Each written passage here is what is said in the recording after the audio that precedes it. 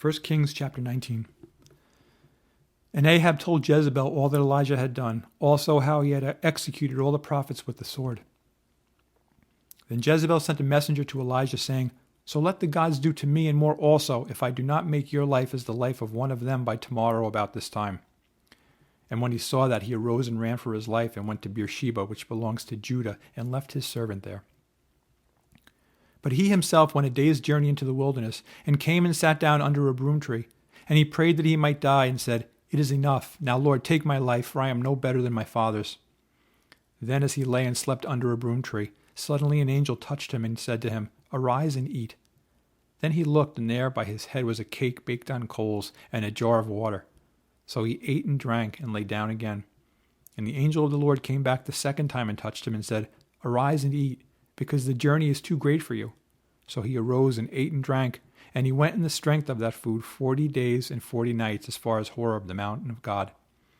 And there he went into a cave and spent the night in that place. And behold, the word of the Lord came to him, and he said to him, What are you doing here, Elijah?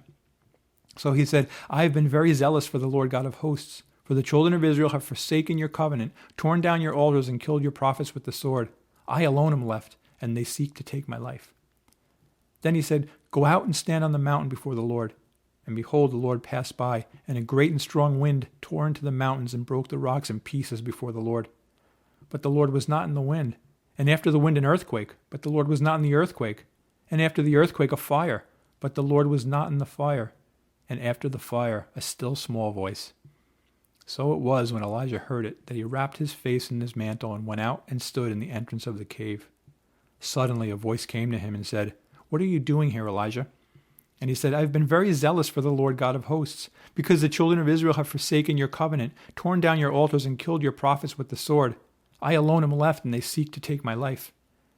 Then the Lord said to him, Go, return on your way to the wilderness of Damascus, and when you arrive, anoint Hazael as king over Syria. Also you shall anoint Jehu, the son of Nimshi, as king over Israel. And Elisha, the son of Shaphat of Abel-Meholah, you shall anoint as a prophet in your place. It shall be that whoever escapes the sword of Hazael, Jehu will kill, and whoever escapes the sword of Jehu, Elisha will kill. Yet I have reserved 7,000 in Israel, all whose knees have not bowed to Baal, and every mouth that has not kissed him. So he departed from there and found Elisha, the son of Shaphat, who was plowing with 12 yoke of oxen before him, and he was with the 12th.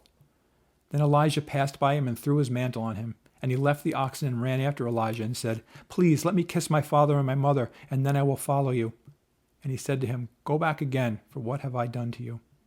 So Elisha turned back from him and took a yoke of oxen and slaughtered them and boiled their flesh, using the oxen's equipment, and gave it to the people, and they ate. Then he arose and followed Elijah and became his servant.